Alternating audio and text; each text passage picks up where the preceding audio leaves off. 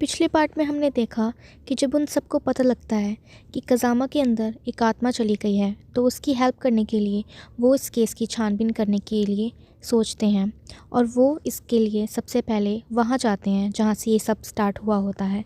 जब वो उस पार्क में वहाँ पहुँचते हैं तो नोहारा फैमिली कुछ बहुत ही अजीब सी चीज़ वहाँ देखती है जो कि इस दुनिया की नहीं लगती। अब आगे शिनचैन के डैड जब उस झाड़ियों के पास पहुँचते हैं तो वो कुछ ऐसा देखते हैं जो उन्हें इस दुनिया का नहीं लगता, कुछ बहुत ही अजीब और डरावना भी। जब सब लोग उस चीज़ को देखते हैं तो सब लोग बहुत डर जाते हैं क्योंकि एक गार्डन में ऐसी चीज़ का होना काफ़ी अजीब था। लेकिन हैरी थोड़ी हिम्मत दिखाते हुए कहता है कि हम इस चीज़ को चेक करवाएंगे क्योंकि उसे शक था कि ऐसी अजीब सी चीज़ का कोई ना कोई लेना देना इस मैटर से तो ज़रूर था। लेकिन प्रॉब्लम इस बात की थी कि वो इस चीज़ को कहाँ चेक करवाएं, किसी फादर के पास या किसी पादरी के पास या किसी पंडित के पास, क्योंकि वो और किसी को इस मैटर में नहीं लाना चाहते थे क्योंकि ये बात बहुत ही ज़्यादा डेंजरस थी। उन्हें कोई भरोसेमंद आदमी चाहिए था। तो बोचैन कहता है कि हम इसे उन अंकल से चेक करवा सकते हैं। जब हैरी पूछता है कि कौन से अंकल की बात वो कर रहा है तो वो कहता है कि उसके घर के पास एक अंकल रहते हैं जो कि पहले चर्च में एक फादर हुआ करते थे।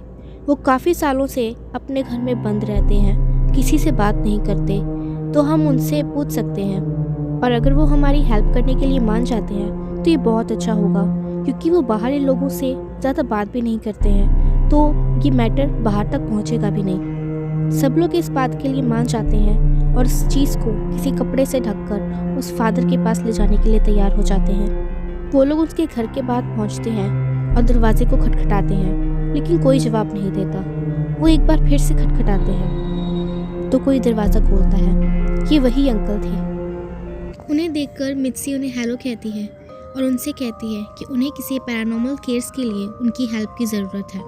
ये सुनते ही वो फादर इस बात के लिए साफ मना कर देते हैं और कहते हैं कि वो ये काम बहुत पहले ही छोड़ चुके हैं और अब वो दोबारा ये काम नहीं कर सकते। तभी वो कहती है कि उन्हें उनकी बहुत ज़्यादा ज़रूरत है, अगर वो उनकी हेल्प नहीं करेंगे तो न जाने उनकी हेल्प कौन करेगा। इससे पहले कि मित्सी अपनी बात को पूरा कर सकती, फादर की नज़र उस अजीब सी चीज़ पर पड़ी और उन्होंने हड़बड़ाते हुए उन्हें अंदर आने के लिए कहा। ये देखकर हिरोशी समझ गया कि कोई ना कोई बात तो ज़रूर है। वो भी अंदर पहुँचे ही थे कि फादर उनसे पूछना शुरू हो गए कि उन्हें ये चीज़ कहाँ से मिली, उनके पास ये चीज़ क्यों है। और फिर तभी हिरोशी उन्हें सारी बात समझाते हैं, शुरू से लेकर लास्ट तक की, और बताते हैं कि उन्हें ये चीज़ उस ग्राउंड के एक झाड़ियों के पास से मिली है। इसे देखकर ही ये चीज़ काफ़ी अजीब और पैरानॉर्मल लग रही थी और उन्हें यकीन था कि इस केस से इस चीज़ का ज़रूर कोई नाता है, इसलिए वो इस चीज़ को यहाँ चेक करवाने के लिए लेकर आए हैं और पूछने आए हैं कि ये चीज़ क्या है। फादर उन्हें सुनकर ये चीज़ कहते हैं कि ये चीज़ कोई आम चीज़ नहीं है, ये एक श्राप है जो कभी टूट नहीं सकता और ये कोई ऐसा वैसा श्राप नहीं है, ये एक चुड़ैल का दिया गया श्राप है जिसे तोड़ना बहुत मुश्किल है और अगर तुम्हें ये चीज़ कहीं मिल जाए तो समझ जाओ कि किसी की मौत पक्की है। ये बात तो पक्का है कि ये श्राप जिसे भी मिला है उसकी जान वो चुड़ैल लेकर रहेगी और उसकी आत्मा को अपने साथ ज़रूर लेकर जाएगी।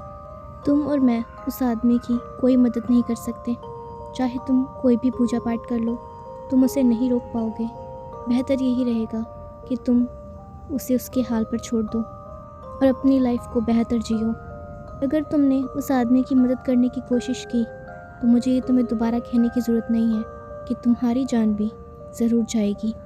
ये सुनकर मित्सी कहती है कि लेकिन इस चीज़ में उस छोटे से 5 साल के बच्चे की क्या गलती है, उसने ऐसा क्या किया जो उस पर ये श्राप आया। ये सुनकर फादर चौंकते हुए कहते हैं 5 साल के बच्चे के ऊपर ये श्राप है। थोड़ी देर के लिए फादर कुछ सोचते हैं और उसके बाद उन्हें जाने के लिए कह देते हैं। उनके डैड उनसे बात करने की कोशिश करते हैं लेकिन फादर उनकी एक भी बात नहीं सुनते, उन्हें निकलने के लिए कह देते हैं। आखिर इस श्राप के पीछे क्या सच है और फादर क्या जानते हैं इस श्राप के बारे में और क्यों वो उस बच्चे की मदद नहीं करना चाहते, ये तो हमें अगले पार्ट में ही पता चलेगा। तो अगर आपको ये वीडियो पसंद आई है तो आप इस वीडियो को लाइक कर दीजिए, इस वीडियो को शेयर कीजिए और अगले पार्ट के लिए वेट कीजिए। हम जल्द ही अगला पार्ट लाने की कोशिश करेंगे। तक के लिए थैंक यू।